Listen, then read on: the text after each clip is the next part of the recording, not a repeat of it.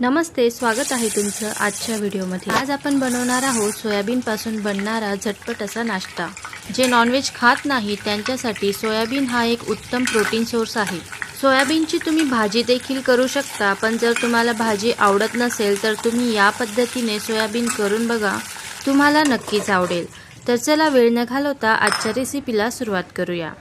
सर्वप्रथम इथे मी घेतला आहे 1 मोठा चमचा कॉर्नफ्लॉवर आणि अर्धा चमचा बेसन पीठ। त्यामध्ये आपण घालणार आहोत अर्धा चमचा आलं लसूण पेस्ट।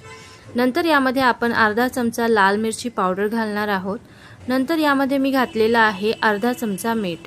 थोडंसं पाणी घालून आपण याचं बॅटर तयार करून घेणार आहोत। या पद्धतीने थोडं पाणी घालून तुम्ही कन्सिस्टन्सी बघू शकता बॅटरची। या पद्धतीने बॅटरची कन्सिस्टन्सी ठेवायची आहे।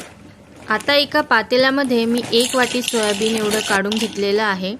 आता हे सोयाबीन मी स्वच्छ 2 ते 3 पाण्याने धुवून घेणार आहे। धुतल्यानंतर आपण त्याला 5 मिनिट गॅसवर उकळून घेणार आहोत। सोयाबीनला शिजण्यासाठी जास्त वेळ लागत नाही, 2 ते 3 मिनिटात देखील हे उकळल्यानंतर छान असं शिजतं। आता एका गाळणीच्या सहाय्याने मी याचं पाणी गाळून घेणार आहे आणि पुन्हा त्यावर थंड पाणी घालून त्याला चांगलं पिळून घेणार आहे। आता हे सोयाबीन आपण तयार केलेल्या बॅटरमध्ये टाकून घेऊया। आता सोयाबीन बॅटरमध्ये व्यवस्थित मिक्स करून याला आपण 2 मिनिटं रेस्ट देणार आहोत। सोयाबीनमध्ये कॅल्शियम, फायबर आणि जीवनसत्वे भरपूर प्रमाणात असतात। आहारात सोयाबीनचा नियमितपणे समावेश केल्याने हाडे देखील मजबूत होतात। त्याचप्रमाणे सोयाबीन हे रक्तातील साखर नियंत्रणात ठेवते व हृदयाचे आरोग्य देखील सुधारते। आता 2 मिनिटं आपले इथे झालेले आहेत। आता एका कढईमध्ये तेल मी इथे तापवून घेतलेलं आहे। आता यामध्ये आपण सोयाबीन एक एक करून टाकणार आहोत आणि छान असे गोल्डन फ्राय करून घेणार आहोत। साधारण 1 ते 2 मिनिटात हे छान असे फ्राय होतात। लो टू मीडियम गॅस फ्लेमवर आपण हे फ्राय करणार आहोत।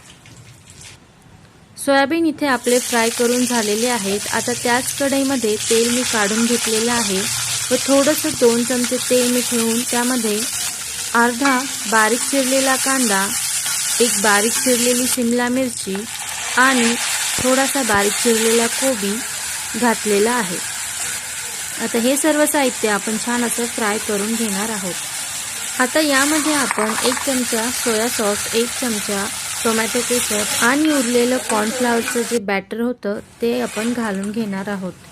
सर्व साहित्य छान असं मिक्स करून घ्यायचं आणि यानंतर आपण यामध्ये फ्राय केलेले सोयाबीन घालणार आहोत। सर्व 1 ते 2 मिनिट आपण छान असं फ्राय करून घेणार आहोत आणि या पद्धतीने मस्त अशी घरच्या घरी झटपट सोयाबीन चिल्ली आपली रेडी आहे। स्नॅक्समध्ये खाण्यासाठी हा एक उत्तम प्रोटीन रिच असा एक पर्याय आहे।